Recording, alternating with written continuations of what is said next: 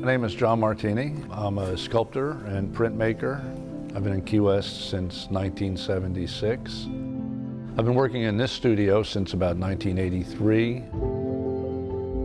There's a really tight community. People are really supportive.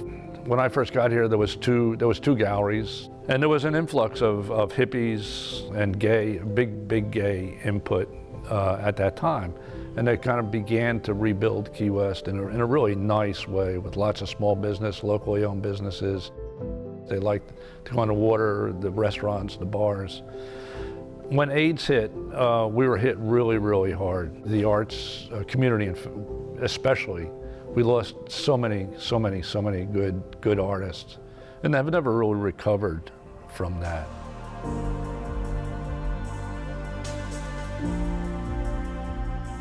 And my process is pretty industrial.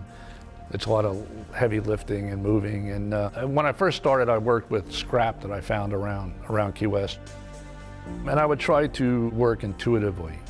So I would try to come into the studio blank and look at a piece and then see what I saw or what it kind of fed to me. I fed off of the material.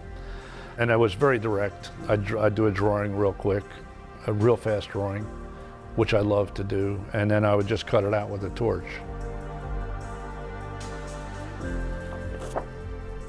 Now the works are a little bit more engineered, so I work pretty much from sketchbooks. So I try to come into my sketchbook more or less blank. I mean, a lot of my work, I'd been spending a lot of time in museums and doing a lot of sketches in museums, and that was really my arts education.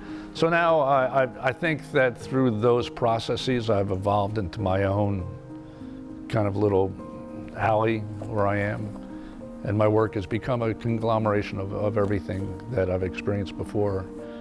And hopefully it's changing in time, although it maintains its same sort of kind of manner and form. The work is sort of not traditionally dimensional in terms of sculpture, but I feel like that the color and the edges create a sense of volume and also a sense of kind of timelessness.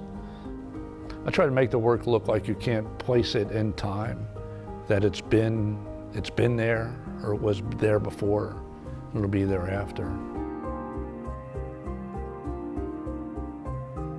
And also, I've begun to make prints, which I love to do, and it's always monoprints. And it's very immediate process, and it finishes. I was never much of a painter because I was always full of regrets. So a monoprint is finished, and it's a surprise. You pull the print off the press, and you have what you have, and you're really not sure what you're going to get. And it's real immediate, and it's real fast, as opposed to, you know, my work now is pretty much done when the sketch is decided upon. You know, I just kind of scale it up, and there's not much change in the pieces, in the process. Any changes are done in the sketches. So the monoprints are really direct, which is what I would prefer. I mean, which I really gives me pleasure, as it were, you know, to pull something from wherever it comes from, I don't know. I'm not particularly ambitious or driven. I've given up that.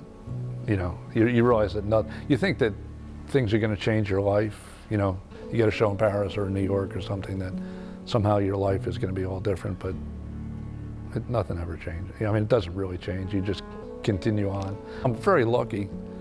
I've been able to continue to work and support myself, which is an amazing, really. Once you're actually working, then it's coming. You know, the next thing's appearing.